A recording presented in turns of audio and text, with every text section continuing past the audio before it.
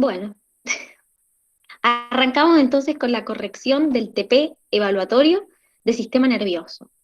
Vamos con la primera pregunta. Nos dice, el arco reflejo más sencillo está constituido por dos neuronas y una sinapsis interneuronal, dos neuronas y dos sinapsis interneuronales, tres neuronas o dos sinapsis interneuronales y una neurona.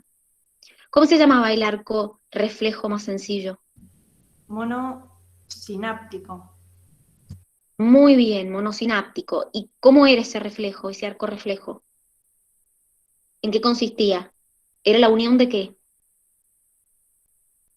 Eran ¿De dos una neuronas neurona? como que pasaba por el medio de una interneurona, o sea, entre medio estaban cortados. Es decir, se unían una neurona sensitiva directamente con una neurona motora. Entonces no intervenía en el reflejo monosináptico, como dijo la Cami, las interneuronas. Entonces, directamente hay la unión de la neurona sensitiva que trae la información aferente con la neurona motora, que es la que lleva la información eferente.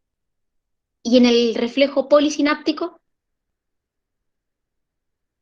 Ahí ¿cómo sí se era? incluyen unas o más interneuronas. Perfecto, ahí sí tenía la neurona sensitiva, la interneurona y la neurona motora. Entonces ahí, ¿cuánta sinapsis neuronal habría? Dos. Dos. Exacto, por lo menos dos, porque en realidad esa neurona sensitiva que viene puede hacer sinapsis con más de una interneurona, pero por lo menos habría tres neuronas y dos sinapsis interneuronales. ¿Se entiende? La sensitiva con la interneurona y la interneurona con la motora, en el reflejo polisináptico. Bien, Dani, perdón, sí, ¿cuál sería un ejemplo de reflejo monosináptico? mira, la realidad en el polisináptico, que es el que vos tenés, ¿cuál ejemplo vimos nosotros? Que es El el que yo les fuego. conté. ¿Cómo? El fuego. Bueno, un ejemplo monosináptico, también no sé si se los dije a ustedes, pero quizás puede ser que se los haya dicho o no. El tipo de la más, el monosináptico más común es el de la rótula, que creo que también lo dijimos. No sé si acabo en otro curso, perdón. El que te pegan y levantás y moves la rótula. Sí Sí, lo sí lo dijimos, dijimos. sí lo dijimos. Bueno, ese es el reflejo mono, es un ejemplo de monosináptico. Ah, Y bien, el gracias. del polisináptico, el del calor, cuando toco algo y me quemo. Bien, vamos con la 2. Dice, teniendo en cuenta el origen embriológico, todas son correctos excepto una. El prosencéfalo da origen al diencéfalo, que a su vez da origen al tálamo. ¿Eso es verdad? El Sí. prosencéfalo da origen. Bien, el prosencéfalo, ¿a qué da origen? Además de al diencéfalo. Esto Al acuérdense que está telencéfalo. muy bien, al telencéfalo. Acuérdense que esto está relacionado con las vesículas primarias, las vesículas secundarias y las estructuras en el adulto, ¿sí? Entonces, está muy bien con lo que dijeron ustedes, el prosencéfalo da origen al diencéfalo y también da origen al telencéfalo. Perfecto. Después la opción B me dice, del mesencéfalo nacen los pedúnculos cerebrales. Esto es verdad. Después me dice, el mielencéfalo, que origina el cerebelo, proviene del romboencéfalo. ¿Qué tiene de incorrecto eso? Que el Que es al bulbo. mielencéfalo. Ah, bueno, sí es. Muy bien, el mielencéfalo da origen al bulbo raquídeo. Es verdad que proviene del romboencéfalo, pero da origen al bulbo raquídeo. Quien da origen a la protuberancia y al cerebelo es el metencéfalo. Entonces, por eso la opción era incorrecta. Después me dice, el romboencéfalo da origen al metencéfalo y a su vez este a la protuberancia. Ahí está lo que estábamos hablando, ¿sí? En la pregunta 3 me dicen, marque lo correcto respecto a la médula. La zona gris es periférica y la blanca central. Es al revés. Es al revés, la gris es central, tiene forma de H o de mariposa, y la blanca es periférica. Después me dice, normalmente se extiende hasta el sacro. ¿Hasta dónde se extendía la médula? L2. Muy bien, hasta la lumbar 2, es decir, hasta más arriba. Perfecto. Después me dice, perdón, de ellas se evidencian 2 astas anteriores sensitivas y 2 raíces posteriores motoras. Anteriores Al motoras revés. y... Ajá. Muy bien, exactamente. De hecho, hasta lo podían relacionar con la D, porque fíjense que en la D te dice, en la sustancia gris está la llamada asta anterior, donde se ubican las grandes motoneuronas, es decir, neuronas motoras. Por lo tanto, las raíces, como les dice acá, anteriores son las que son motoras y las posteriores son las que reciben la información sensitiva. Entonces, por eso la correcta era la D. Vamos con la 4. El lenguaje es la forma en que los humanos se comunican entre sí, existen 2 áreas en el cerebro vinculadas al habla, todo lo siguiente es correcto excepto. Un área se encuentra en el hemisferio izquierdo y la otra en el hemisferio derecho. Son las dos en el izquierdo. Muy bien, las 2 están en el izquierdo, el área de Broca y el área de... Wernicke. Muy bien, y el área de Wernicke. Acá, bueno, de hecho, no importa, ahora lo vemos, pero muchos se confundieron esto con el tema de lo de la prosodia, porque vieron que la prosodia sí está, podríamos decir, controlada por el hemisferio derecho. Entonces, en realidad esta pregunta hacía más referencia a las áreas propias del lenguaje, como el área de la comprensión y el área del movimiento de la lengua, las cuerdas vocales, etc. Entonces las 2 están en el hemisferio izquierdo. Una lesión en el área de Wernicke produce una afasia sensorial. ¿Qué significaba esa afasia sensorial en el área de Wernicke? ¿Qué iba a pasar con esa persona? Que iba a hablar pero no iba a entender. Muy bien, exactamente. Iba a decir incoherencias, básicamente. Ambas áreas se encuentran comunicadas entre sí por el fascículo arcuato o arqueado. Es verdad. Una lesión en el área de Broca permite la comprensión, pero no permite el habla o es muy lenta. ¿Cómo se llamaba ese tipo de afasia en el área de Afasia Broca? ¿Motora o de Broca? Muy bien, afasia motora o afasia de Broca, perfecto, muy bien. En el caso, no me acuerdo si me preguntaron acá o en otro curso por los tartamudos. Perdón, ya no me acuerdo ni de lo que me dicen, en dónde me lo dicen. Lo que pasa es que por ahí me lo dicen en algunos cursos.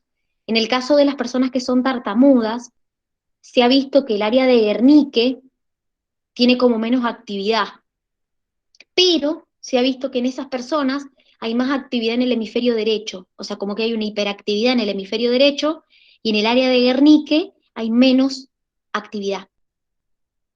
Entonces, con eso está relacionado las personas que son tartamudas. Igual, hasta hoy en día todavía no se sabe con certeza al 100% el porqué de la persona tartamuda. Por eso muchas personas tartamudas se les nota más, otras se les nota menos, algunas con tratamiento fonoaudiológico casi no se nota. Entonces, también es como todavía mucho no se termina de dilucidar bien el porqué de las personas que son tartamudas. Hay muchos trastornos en el habla. Pero bueno, este es como el que todavía cuesta dilucidar el porqué, diríamos. Sí se ha visto esto en cuanto a la actividad del hemisferio. En cuanto a la actividad bioeléctrica, se ha visto como que hay una hiperactividad en un hemisferio y el área de Wernicke en el hemisferio izquierdo tiene como menos actividad. Bien, seguimos. Esperen que voy a bajar el coso. Dice, respecto al líquido cefalorraquídeo, marque la opción incorrecta. Es un líquido que circula por los ventrículos, un sistema de cavidades en el interior del encéfalo y la médula espinal.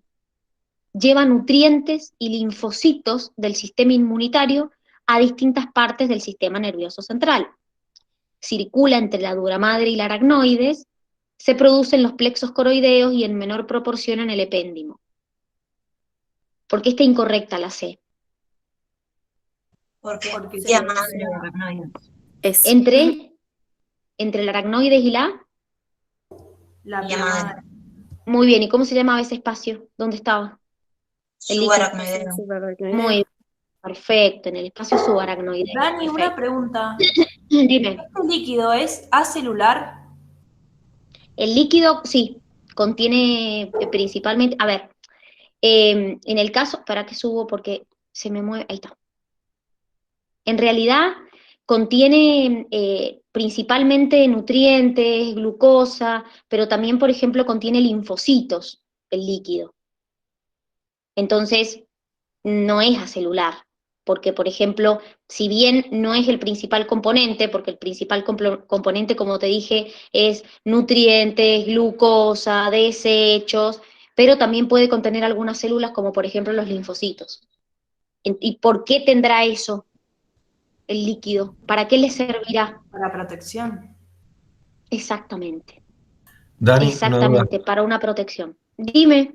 Igual lo deberíamos considerar como acelular, porque es como que los linfocitos los transporta, no son parte del líquido, ¿o no?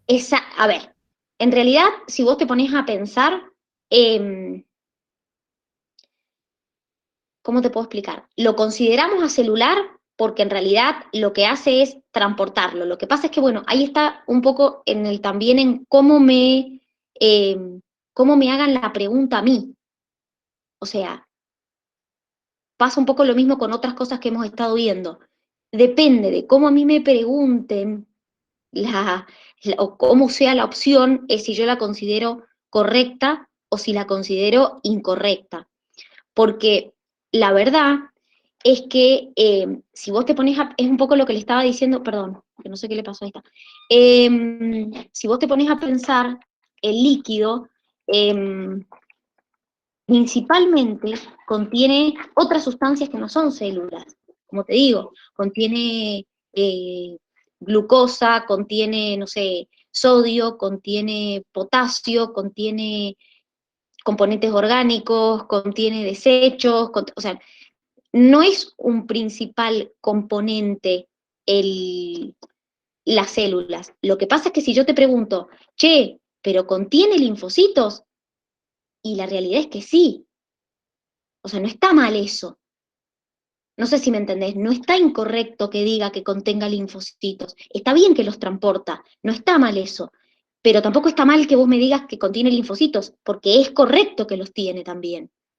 Entonces, depende de cómo yo te diga la oración, es si será correcta o no. Esta oración que ustedes tienen acá, que dice que lleva linfocitos del sistema inmunitario, no es incorrecta.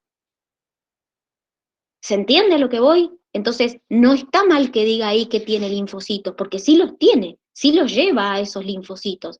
Y justamente, como me estaba diciendo, creo que la Cande, la función que tiene es justamente proteger. Entonces, no está mal esa opción o esa oración, diríamos, respecto al líquido cefalorraquídeo. Obviamente que no es el componente principal, porque no es el componente principal los leucocitos. Puede tener, no es el componente principal, el componente principal son todos los otros que mencionamos, pero no está mal que diga que tiene leucocitos. De hecho, se ve como es incoloro, pero puede como enturbiarse, como verse un poquito más turbio por la presencia de los leucocitos. Entonces esa oración no es incorrecta. Sí tiene linfocitos, puede contener linfocitos. No en mayoritariamente, no es que abundan los linfocitos, pero sí los puede contener. ¿Se entiende a lo que voy? No es un Sí, Dani. componente principal, no es un componente principal, pero puede ser un componente. O sea, no estaría mal eso. Vamos con la 6. Marque la opción correcta respecto al sistema autónomo simpático. Sobre el corazón produce aumento de la frecuencia cardíaca y disminución de la fuerza de contracción del miocardio. Lo contrae al miocardio. Muy bien, perfecto. Produce dilatación de las pupilas, lo que disminuye el estímulo a los fotorreceptores de la retina. No Aumenta puede el estímulo. disminuir el estímulo. Si dilata las pupilas, ¿entra más o menos luz? Más. Exactamente. Entonces, a ver, ahí está un poco el tema de la lógica. Ustedes acuérdense que cuanto más dilatada esté la pupila, más luz entra, cuanto menos dilatada esté la pupila o más contraída esté la pupila, menos luz entra. Esa es la manera en que nosotros regulamos la entrada de la luz, o sea, la entrada del estímulo, básicamente. Entonces, bueno, a ver, es una cuestión lógica. Si yo dilato el orificio por donde tienen que entrar, claramente entra más. Entonces, el simpático te dilata la pupila, pero te aumenta el estímulo. Y la C, estimula el peristaltismo intestinal, estimula la contracción de los músculos del tubo digestivo. ¿Qué dijimos? Que la digestión es principalmente ¿quién controla el proceso digestivo? El parasimpático. Exactamente, estimula la salivación, estimula el peristaltismo, estimula la secreción de jugos gástricos, intestinales. Por eso la correcta era se activa frente a reacciones de lucha o huida. Es correcto afirmar todo lo siguiente excepto: la planaria tiene una cefalización rudimentaria con 2 cordones nerviosos y 2 ganglios anteriores. Los anélidos presentan 2 cordones nerviosos fusionados en la zona ventral. Los vertebrados presentan un sistema nervioso desarrollado ubicado en la zona ventral. Los artrópodos tienen un cordón nervioso doble y puede tener ganglios nerviosos en la región cefálica. ¿Por qué está incorrecta la C? Porque justamente es una característica. ¿En qué zona está? ¿Ventral? No, ¿cómo se llama? Dorsal. Muy bien. De hecho, una característica de los vertebrados respecto al resto de los animales es que su sistema nervioso está en posición dorsal, no ventral. Una persona sufre un accidente en el cual sufre un traumatismo encefalocraniano. Presente cambios en la tensión, respiración, disminución de la frecuencia cardíaca. ¿Qué se puede haber dañado? El bulbo. El bulbo raquídeo. Muy bien. Por ejemplo, si se hubiera dañado el hipotálamo, ¿en dónde podríamos ver un cambio? ¿En qué podríamos ver en un golpe? ¿Qué podríamos haber alterado en esa persona? Sobre El todo, Regulación de la temperatura. la regulación de la temperatura, perfecto. Ahí alguien dijo el equilibrio. ¿En cuáles de estas estructuras principalmente podríamos ver problemas en el equilibrio? En el Y en el cerebelo. encéfalo. En el cerebelo, es decir, el cerebelo va a afectar tanto la coordinación motora como el equilibrio. Entonces ahí podríamos ver una alteración. Y la corteza cerebral depende qué área afecte, porque ya vimos que nuestra corteza tiene distintas áreas, entonces depende en qué área de la corteza sufra la lesión, podrás verse afectada su visión, su audición, su coordinación motora, bueno, depende, por eso corteza cerebral es como muy generalizado. Todas las siguientes características anatómicas del sistema nervioso simpático son verdaderas excepto: emerge de la zona toracolumbar de la médula, sus ganglios están cercas o en el órgano efector, el neurotransmisor preganglionar es la acetilcolina y el postganglionar la noradrenalina. ¿A dónde estaban los ganglios? Cerca de la médula. Muy bien, ¿por qué estaban cerca de la médula? Yo ayer les hice el dibujito el otro día cuando se los expliqué. ¿Por qué el ganglio está cerca de la médula? Porque la preganglionar, ¿cómo es con respecto a la postganglionar? Muy bien. El ganglio está cerca de la médula porque la preganglionar es corta y la postganglionar es larga. Entonces, por eso el ganglio está más cerca de la médula que del órgano efector. Esa es la razón. ¿Cuál de las siguientes es una función del parasimpático? Glucogenólisis hepática, contracción de la vejiga, eyaculación del esperma, aumento de la frecuencia cardíaca. Claramente, acá tenemos contracción de la vejiga, ¿y qué pasaba con el esfínter? Me contraía la vejiga, ¿y qué hacía el parasimpático con el esfínter? Se relaja. Muy bien, perfecto.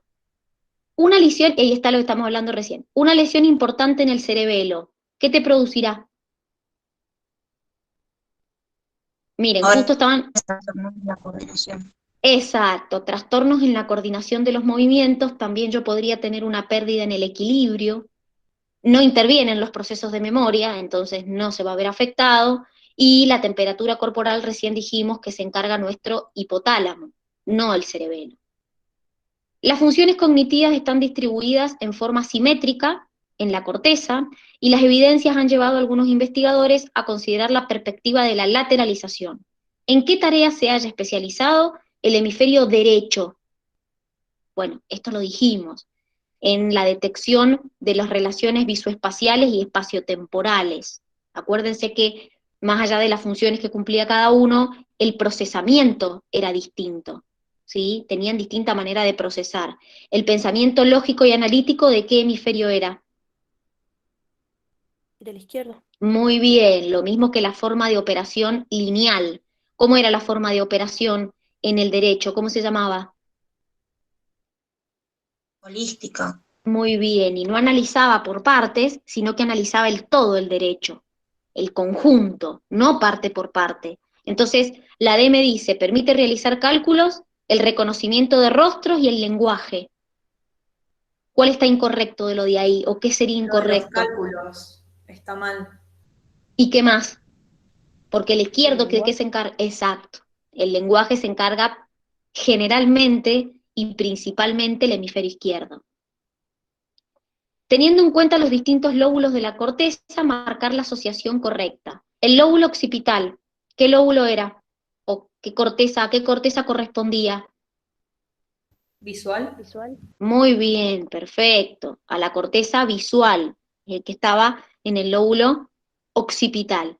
Después me dice, lóbulo parietal, corteza motora. ¿A dónde estaba la corteza motora?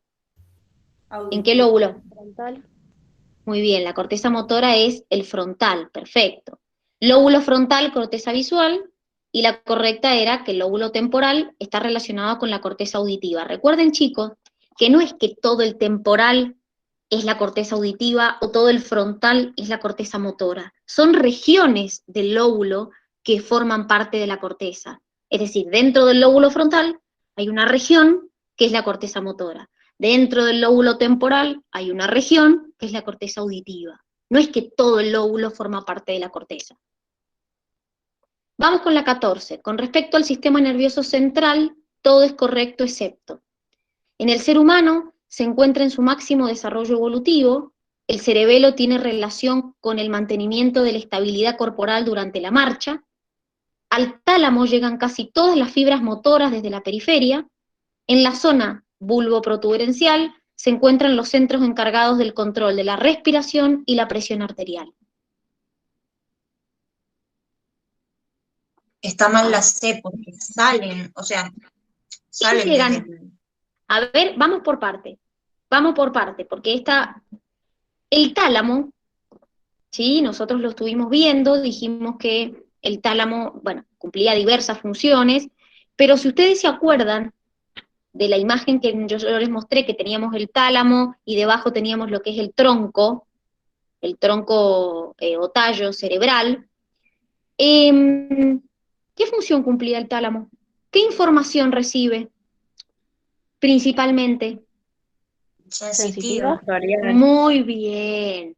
Recibe información sensorial o sensitiva, chicas. Es el centro de comunicación con el cerebro, entonces procesa y clasifica información sensorial el tálamo. Por eso es incorrecta. Entonces lo que llegan son fibras sensoriales desde la periferia, no fibras motoras. El sueño se define como un estado de inconsciencia del que una persona puede ser despertada por estímulos sensitivos y de otro tipo. De acuerdo a los ciclos normales de sueño, marque la opción que considere incorrecta. En las condiciones normales, de la vigilia se pasa al sol y de este al mor. La mayor parte del sueño durante cada noche es de ondas lentas. Se trata del sueño profundo que la persona experimenta durante la primera hora de sueño después de haber permanecido despierto. En una noche típica, un adulto joven entra en sol, pasa a través de la etapa 1-2, permanece entre 70 y 100 minutos, en las etapas 3 y 4, y el sueño se vuelve más superficial pasando al MOR, y luego de 15 minutos vuelve a entrar al sol, comenzando un nuevo ciclo. Los ciclos de sueño se repiten en intervalos de 90 minutos, en un promedio de 4 o 5 por noche, pero en cada ciclo el sueño MOR decrece y el sol se incrementa. ¿Qué está incorrecto ahí? Que el MOR aumenta y el sol disminuye. Exactamente, que en cada ciclo que voy pasando, cada vez estoy menos tiempo en etapa sol y más tiempo en etapa MOR. Porque de hecho, normalmente, naturalmente, me despierto en etapa MOR, no en etapa sol. Y la última dice, la memoria puede clasificarse según si los recuerdos corresponden a hechos ocurridos o por la incapacidad de establecer nuevas memorias. Un paciente puede recordar hechos ocurridos en su infancia, pero es incapaz de recordar el médico que lo atiende día tras día. ¿Qué tipo de amnesia tiene? Anterógrado. Muy bien, es decir, tiene una incapacidad de establecer nuevas memorias. ¿Qué sería una amnesia declarativa? ¿Cuál era la memoria declarativa? La que yo podía relatar, Muy bien, ¿y la de procedimiento? la que no, que corresponde con un pensamiento. ¿A qué podría ser la de procedimiento? ¿Qué podía ser? Andar en bici. Por ejemplo, una actividad motora, puede ser algo que yo me acuerde cómo hacerlo. Por ejemplo, andar en bici, manejar, a eso se refiere la memoria de procedimiento, a una actividad motora. Bueno, muchachos, hemos llegado hasta acá con la corrección del TP evaluatorio de sistema nervioso.